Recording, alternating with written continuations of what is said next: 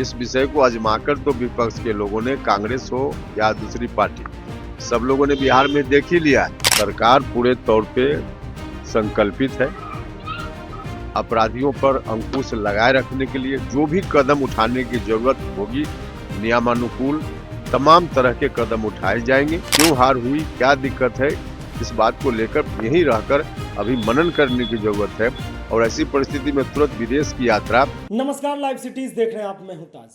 RLM के राष्ट्रीय अध्यक्ष और राज्यसभा सांसद उपेंद्र कुशवाहा ने आज संसद भवन में चल रहे जो चुनाव पर चर्चा चल रहा है, एसआईआर के मुद्दे पर, ईवीएम के मुद्दे पर, इन पर उन्होंने कहा है कि एसआईआर से तो कोई मतलब ही नहीं है। उन्होंने कहा कि एसआईआर को बिना मतलब का मुद्दा बना रहे हैं और बिहार की जनता ने बता दिया। विपक्ष हमेशा एसआईआर कर रहा था पूरे बिहार में घूम घूम के, लेकिन बिहार की जनता ने उन्हें यहां से नकार दिया है और एनडीए को प्रचंड जीत दी है। इसके अलावा उन्होंने कहा कि संसद भवन में इलेक्शन रिफॉर्म्स पर बहस, तो जिसमें एसआईआर का मुद्दा है, ये तो कोई मुद्दा ही नहीं है। इस संसद भवन में इस पर क्या बहस हो रही है, ये कोई मुद्दा ही एसआईआर नजर नहीं आ रहा है। इसके अलावा उन्होंने सिगरेट पीने के मामला में भी बोला कि मुझे इसकी जानकारी नहीं है, और उसके बाद उन्होंने बिहार में अपराध का ग्राफ जो लगातार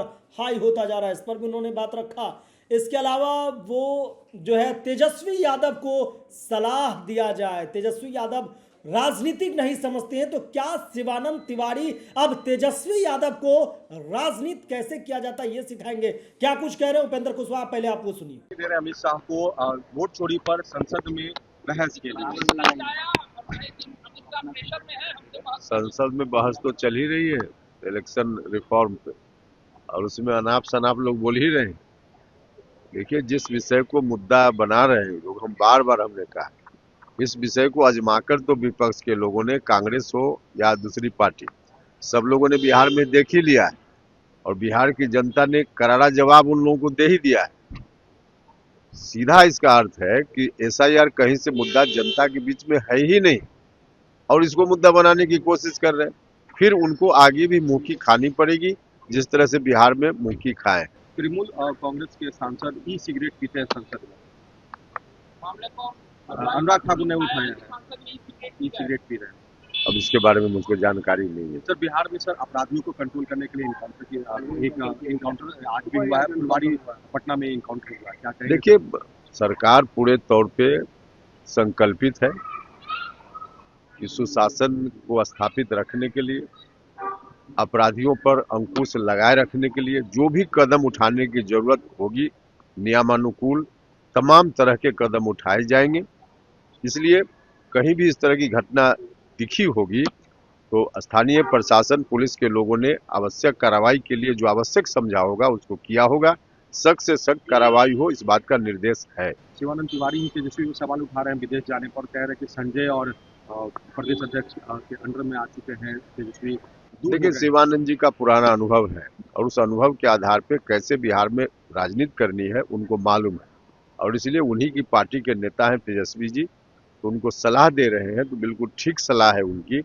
जनता के बीच रहने की जरूरत है। अभी चुनाव में तुरंत ही इतनी बड़ी हार हुई है, क्यों हार हुई, क्या दिक्कत है, इस बात को लेकर यहीं रहकर अभी मनन करने की जरूरत है और ऐसी परिस्थिति में तुरंत विदेश की यात्रा।